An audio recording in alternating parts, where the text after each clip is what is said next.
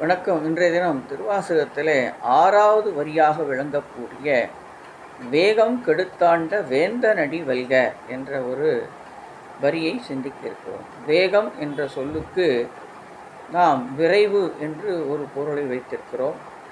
ஆனால் இந்த இடத்திலே அறிஞர்கள் பல்வேறு பொருள்களை கூறுகிறார்கள்.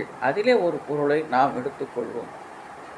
ஈசனை தவிர மற்ற பொருள்களை அடைய விரும்புதல், அதை வேகமாகச் செய்தல், சிறு தெய்வ வழிபாட்டை தவிர்த்தல், தொழுவனோ பிறரை தொழுவனோ எனக்கோர் துணையென நினைவனோ சொல்லாய் மழவிடையானே வாழ்கிலேன் கண்டாய் வருகையென்று அருள் புரிவாயே, சென்று சிறு தெய்வம் சேர்வோம் அல்லோம் என்று அப்பர் பெருமான் ஒரு இடத்துல சிறு தெய்வ வழிபாடு என்பது துவக்க நிலையிலே இருந்தாலும் கூட நாளாக நாளாக நாம் சிவபெருமானத்திலே வந்த பிறகு அதையெல்லாம் நம்மை விட்டு விலகிவிடும். அதைத்தான் வேகம் கெடுத்தாண்ட வேந்தன் என்பது அரசன்.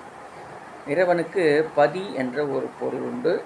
அவரை பதியாகவும் நம்மை பசுவாகவும் வைத்துத்தான் கோயில் அமைக்கப்பட்டிருக்கிறது. அதனாலே இந்த உயிர்களுக்கெல்லாம் தலைவனாக விளங்குவதாலும் அரசனாக விளங்குவதாலும் அவரை பதி என்று மணிவாசகர் குறிப்பிடுவார். நாமும் அவரை வணங்கி நலம் பெறுவோம். நன்றி.